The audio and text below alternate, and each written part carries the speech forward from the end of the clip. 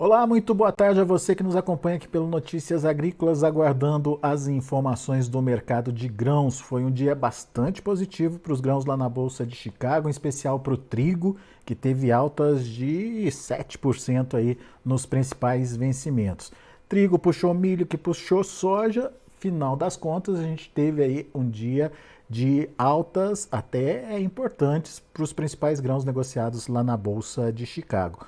Óbvio que a gente quer saber o que aconteceu com o mercado e, mais do que isso, o que pode acontecer daqui para frente com os preços que estão se consolidando. Para a soja aí, esses preços dos 14 dólares por bushel, o preço acima disso, parece que está se sustentando aí cada vez mais que se aproxima aí a colheita lá nos Estados Unidos. Aliás, colheita que já está começando por lá em algumas regiões.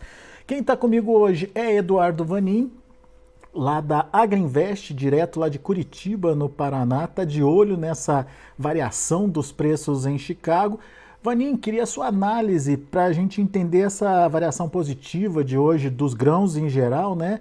E entender qual é o perfil aí de precificação na sua opinião. Temos fôlego para continuar subindo, Vanin? Oi, Alexander. Boa tarde, tudo bem? Muito bom. A questão hoje é muito voltada aí ao trigo. O trigo subiu bem forte, 63 centavos, puxou o milho e aí acabou puxando a soja na carona também. Farelo deu uma bela de uma força aí para a soja também. A questão do trigo envolve uma possibilidade de uma realização de um referendo na Rússia. Saiu essa divulgação hoje à tarde. A Rússia quer fazer um referendo, perguntar para a população dessas regiões ocupadas ali em Donbas, se eles gostariam de se tornar território da Rússia. Não era parte dos motivos da invasão colocados inicialmente, porque a Rússia, lembrando, lá desde o início falava em libertação dessas regiões, mas agora está falando em anexação. E aí a União Europeia já se posicionou também, outros países, contra essa possibilidade do referendo, que é agora para o dia 23 e 24. A União Europeia diz o seguinte, que se o Putin andar com essa ideia, vai vir mais sanções contra a Rússia. Não deu mais detalhes. Bom, a questão é, quais seriam as possíveis consequências? O ponto é que a Rússia está ficando sem muitas opções, depois de alguns reveses nessas últimas semanas. O exército da Ucrânia avançou sobre regiões ocupadas e fez com que as tropas russas recuassem. E agora, então, parece uma derrota nesse momento e pode ser uma busca de alguma vitória por parte da Rússia.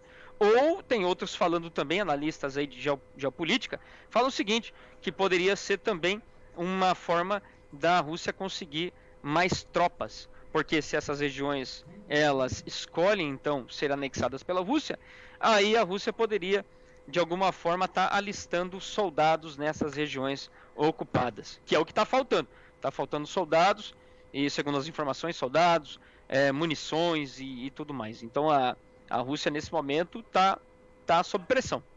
Agora, na prática, o que significa essa incorporação aí dos territórios para a produção de alimentos, para os grãos especificamente, Eduardo? Olha, o mercado concluiu com essa alta aí do trigo duas possibilidades. Uma, a Rússia sob mais sanções, não sob alimento, nem fertilizante, porque isso não acontece, sempre há essa separação. as sanções elas não incluem alimentos, mas poderia incluir portos, poderia incluir navios, poderia incluir outras coisas, e aí dificultaria ainda mais a vida da Rússia na exportação de grãos. E lembrando que a Rússia é o maior exportador de trigo do mundo, vai produzir nessa temporada um recorde absoluto de quase 100 milhões de toneladas e vai exportar também muito trigo. Falam até em possibilidade de exportação de 48 milhões ou 50 milhões. Mas, se for difícil a questão logística para exportação, então aí não teria toda essa entrada de trigo que o mercado acabou precificando. Se a gente pegar o gráfico do trigo, a gente vai ver que ele saiu lá dos 12 e tanto, lá na época da guerra, e foi abaixo dos 8 dólares. E agora está voltando perto aí dos 9 dólares por bushel. Tem essa possibilidade. E a outra seria, a Rússia acuada poderia não concordar em estender a duração do corredor de exportação ali no Mar Negro. Aí cortaria a rota de saída para a Ucrânia, que tem atrapalhado bastante a vida do Brasil, por exemplo, na questão de preço, competitividade do milho. A Ucrânia que tem vendido milho barato para esses países ali mais perto e com a não continuidade do Mar Negro, então voltaria ao que era antes da criação. Muito bem, isso tudo fez esse movimento positivo dos grãos, ou pelo menos impulsionou esse movimento positivo dos grãos. Agora, qual a consistência de uma continuidade desse movimento? Ou quais os fatores que precisam ser analisados para a gente entender como vai ser esse movimento daqui para frente, Eduardo? Bom, precisamos ver se a Rússia vai realmente fazer esse referendo. E vai ser agora para o dia 23, 24, semana que vem, se eu não me engano. E ela fazendo isso, aí podemos dizer que vai ter mais uma escalada das tensões aí na região, porque mais sanções viriam contra a Rússia, como a União Europeia acabou de falar. Outro ponto também seria que a Ucrânia está pedindo nesse momento, para os Estados Unidos principalmente, que mande mais armamentos. Os Estados Unidos que tem mandado armas aí com uma tecnologia de ponta e que tem garantido esse avanço do exército ucraniano nesses territórios ocupados. Quer dizer, o apelo lá dentro do Congresso americano para a liberação de mais verbas e armamentos aí poderia ficar maior. Então, quer dizer, a guerra ela entraria numa reta de definição, eu acredito. Muito bem.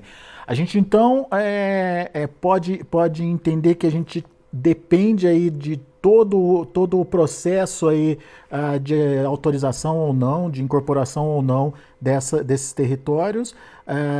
Até lá, o que deve prevalecer em termos de fundamento de mercado? Falando da soja? Da soja, principalmente. Bom, da soja temos dois aspectos. O primeiro dele é a demanda. A demanda na China está boa, as vendas de farelo continuam muito boas, o estoque de farelo na China está caindo, nona semana seguida de queda, e o esmagamento deve continuar caindo, porque agora vai receber menos soja em setembro, expectativa 5, 6 milhões, lembrando, nos últimos 2 meses, acima de 7 milhões aí o agosto, e em julho acima quase dos 8 milhões. Agora, para setembro, cairia para perto de 5 milhões. Redução do recebimento de soja, a demanda por farelo lá dentro está forte e o estoque está baixo, o preço do farelo continuaria alto. E isso garantiria margens boas para agora outubro, novembro e dezembro, que é o que já está acontecendo. Sendo assim, a demanda por soja continuaria firme, como é o que está acontecendo agora. Esse é o lado da demanda. Demanda chinesa, basicamente. Demanda chinesa. Agora, o ponto decisivo que eu tenho alertado aqui para os nossos assinantes é o seguinte: nós temos aí um ponto de definição que é o aumento na produção de carne na China, que vai acontecer esse aumento da oferta. Há uma retenção de matrizes de suíno e também o suíno está ficando mais pesado. Os produtores estão retendo, mas vai haver agora a partir de outubro esse pico sazonal do consumo e esse aumento do volume de oferta de carne vai vir para o mercado lá na China. Será que o consumo vai estar lá para absorver tudo isso aí? Essa é a grande questão. Nos últimos 2 anos, não esteve forte assim. Um dos motivos é o Covid-0. E agora tem mais um motivo ainda, que é a situação econômica mais apertada. Muito desemprego entre os jovens e, de forma geral, a situação financeira de muitos chineses está mais complicada do que nos últimos tantos anos aí que nós temos a China sempre muito vibrante. Agora, a economia está mais devagar. Uma interrogação, então, em cima da demanda chinesa, dessa continuidade ou não dessa demanda daqui para frente. Agora, você tocou num ponto importante, que o farelo, nesse momento, ele é um produto que está estimulando a China a comprar grãos. Como é que fica essa relação, por exemplo, com a Argentina? A Argentina, ela passa a ser competitiva nesse mercado de farelo e pode vender para a China, enfim, ou a China está trazendo grãos argentinos para esmagar lá? Qual que é essa relação, Eduardo? Bom, na questão do farelo, a China não compra farelo de fora, não vale a pena. A tarifa de importação ela é de 9% para o farelo e de apenas 1% para a soja. Dificilmente vai dar conta. Bom, mas quando se fala de soja, sim. Nessas últimas 2 semanas, com o câmbio do produtor, lá na Argentina, a China comprou 2 milhões de toneladas nessas 2 semanas de soja argentina, que se não tivesse, seria soja americana e um pedacinho da soja brasileira. No final das contas, a Argentina tirou um pedaço do programa americano de exportação, que ainda não fez diferença, o mercado continua bastante firme, mas com certeza seria uma demanda que iria para a soja americana, e não foi. E temos mais 2 semanas pela frente que o produtor argentino vai continuar vendendo soja. E a soja argentina vai continuar sendo ofertada na exportação com um baita de um desconto em relação à soja americana e a brasileira posto lá na China para embarque em outubro. Quando a gente fala de Argentina, nesse momento está bem barata a soja deles. Pois é, daí a gente tem 2 pontos de vistas aí para análise, Eduardo. O primeiro tem a ver com a produção de farelo na Argentina, com a exportação de grão, a Argentina tem menos matéria-prima para esmagar por lá, consequentemente deve diminuir a produção de farelo por lá. Isso tecnicamente é positivo para o preço. Mas, por outro lado, uma menor demanda chinesa também pode reduzir o consumo do farelo. Isso não seria negativo para os preços?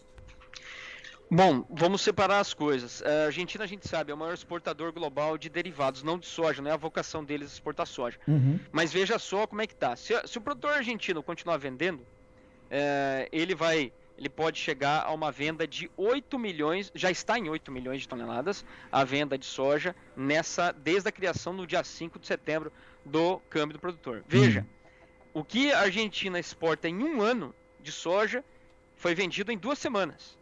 Então, realmente fizeram uma liquidação nos estoques os produtores argentinos. E essa soja poderia ir para o esmagamento, que é o normal, porque remunera sempre melhor do que a exportação. Isso por uma questão tributária. E aí, como você falou, essa soja, ao invés de ir para a indústria, está indo para a exportação. Bom, a indústria argentina vai esmagar menos e, por isso, teria uma oferta menor de farelo. Isso especialmente fortaleceria os prêmios do farelo na Argentina e no Brasil e na Bolsa de Chicago por tabela, porque se faltar farelo na Argentina para esse final de ano, pode respingar um pouco aí de demanda mais lá para o programa americano de exportação ou mesmo para o brasileiro. Aqui no Brasil está difícil, porque a nossa margem de esmagamento está ruim demais. Isso não pelo farelo, mas sim pelo óleo. Então o Brasil deve reduzir, pode, ou pelo menos não vai aumentar o esmagamento, pode até reduzir, por causa da margem ruim. E aí, claro, sem uma Argentina e sem um Brasil, a demanda iria para os Estados Unidos para o farelo. Então esse é o jogo aí do farelo. Agora, temos que lembrar o seguinte, aí quando a gente olha para o óleo, aí a história é totalmente diferente. Não tem demanda nesse momento para óleos vegetais de forma geral. Quem compra está bem coberto, quem compra está pertinho, tem um óleo bem barato, por exemplo, Índia e China, que está comprando óleo de palma com descontão lá da Indonésia, e Turquia, por exemplo, grande comprador de óleo de girassol ou de óleos vegetais, está comprando óleo de girassol lá da Ucrânia. Então veja, está sobrando óleo de soja aqui na América do Sul. E por isso a gente tem essa margem negativa na Argentina e no Brasil também. Quer dizer, farelo ganha, mas o óleo tira, então, a competitividade. Na conta geral, na conta global aí do esmagamento, não é um bom momento. Muito bem. Agora, essa questão da demanda chinesa, qual o risco dela diminuir, Eduardo? E afetar o farelo, no caso? Bom, essa é a grande questão. Aí vamos falar do farelo dentro da China. No ano passado, foi muito parecido com o que está acontecendo agora. O mês de agosto foi um mês muito bom de vendas de farelo. Depois só caiu, porque daí o suinocultor na China começou a ofertar mais carne, não tinha demanda, a margem deles ficou ruim, e aí a demanda por rações enxugou. E aí sobrou farelo e reduziu o esmagamento. Será que isso vai acontecer esse ano? De novo? É isso que a gente vai ter que ver. A oferta de carne esse ano, ela pode ser maior do que no ano passado. Porque não é só carne suína, mas também houve um aumento da produção de carne de frango e também houve um aumento na carne de peixe de cativeiro. E eles gostam muito de comer carpa. E esse ano aumentou a produção. Então vejam, será que o chinês vai estar lá para consumir tudo isso? Essa é a grande pergunta. Não tem uma resposta ainda. Mas os fatores não são muito bons, que é uma economia mais lenta e é a manutenção do Covid. Mas tem uma luz no fim do túnel. A gente viu essa semana Hong Kong relaxando algumas medidas do Covid. Hong Kong tem um número de casos até relativamente grande, alto, acima aí dos padrões da própria China continental, mas mesmo assim fez um relaxamento. Será que a China também, depois aí do Xi Jinping ser novamente colocar o terceiro turno do seu mandato de 5 anos, será que ela pode também relaxar um pouco o Covid-0? Aí isso ajudaria bastante. Muito bom. Agora, o que a gente tem visto é que apesar dos sinais negativos ou cenários negativos que a gente tem aí pela frente, a soja em Chicago vem pontuando, né? Hoje, em novembro, por exemplo, se aproximando dos $15 por bushel. É um bom momento para de se negociar, ou de se participar do mercado, na sua opinião? Quem tem soja na mão e para quem tem soja da safra velha, da safra nova, desculpa, é hora de se mexer um pouquinho, Eduardo? Da safra velha, sim, porque as indústrias aí, com essa margem ruim, logo e demanda por óleo, como eu falei, muito devagar, biodiesel também está muito devagar, está muito ocioso. Aí podemos ter, dependendo da região, a falta de compradores. Tem que ficar atento.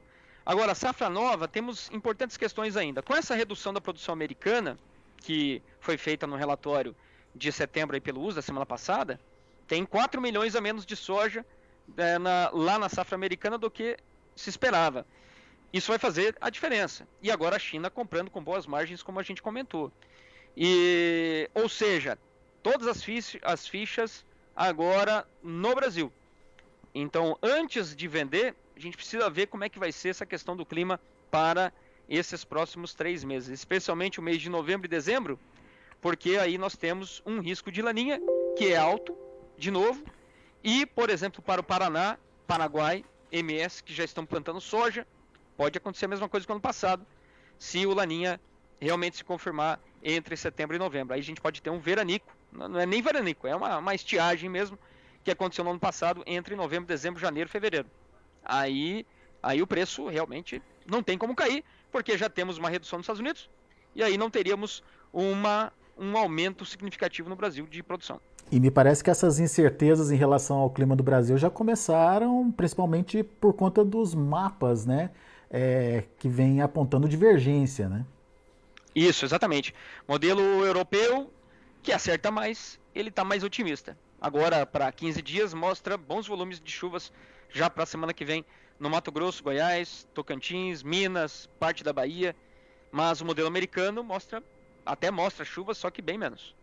Então já começa a temporada aí de plantio com os 2 principais modelos observados, mostrando divergência de volume. Ou seja, segure-se quem puder, vamos ter mais uma safra desafiadora aí para o Brasil e principalmente com altas emoções, Eduardo. É isso mesmo. A oferta continua no radar total e o peso da oferta continua sendo mais relevante do que o da demanda. Boa! Eduardo Vanin, obrigado pela análise mais uma vez aqui com a gente no Notícias Agrícolas. Volte sempre. Muito obrigado, boa tarde a todos e boa semana. Valeu, Eduardo. Tá aí, Eduardo Vanin, Agriinvest, aqui com a gente no Notícias Agrícolas. Explicando essa alta de hoje, trigo puxa milho, que puxa soja, temos aí um fator positivo para as negociações lá na Bolsa de Chicago. No entanto, a gente tem aí pela frente alguns fatores negativos que precisam ser entendidos e o mercado buscou aí preços até interessantes para a safra atual. Novembro, por exemplo, já batendo aí, ou se aproximando aí dos $15 por bushel, fechou hoje a 14,78 com ganhos de 17,5 pontos. Será que não é momento de você que ainda tem soja na mão participar um pouquinho do mercado, até pela situação interna? O Vanin explicou que demanda interna pode estar meio aí combalida, principalmente por conta de um esmagamento negativo, uma rentabilidade negativa no esmagamento. Fica a atenção, fica a sugestão para a safra nova. Eduardo diz que ainda a gente precisa esperar um pouco, avaliar, entender como é que vai ser esse start aí do plantio aqui no Brasil e, mais do que isso, como o clima pode afetar a produção brasileira, principalmente porque o foco se volta para a produção aqui no Brasil, que vai ser muito importante diante de uma perda de produção lá nos Estados Unidos, segundo o último relatório do USDA, tornou aí de 3 a 4 milhões de toneladas em relação às projeções anteriores. Portanto, a produção aqui no Brasil passa a ser fundamental para atender a demanda internacional. Foco na oferta, mais foco na oferta do que na própria demanda nesse momento, segundo relatou aí para a gente Eduardo Vanin. Vamos aos números, vamos ver como estão encerrando as negociações lá na Bolsa de Chicago, de olho na tela. Novembro, $14,78 por bushel, 17,5 pontos de alta. Janeiro subiu 17 pontos a $14,84. Março, $14,85, subindo 16 pontos mais 25. E o maio, $14,87, uma alta aí de quase 16 pontos. Vamos ver o milho. Para dezembro, $6,92 por bushel, 13 pontos mais 75 de alta. Para março, $6,96, 13,25 de elevação.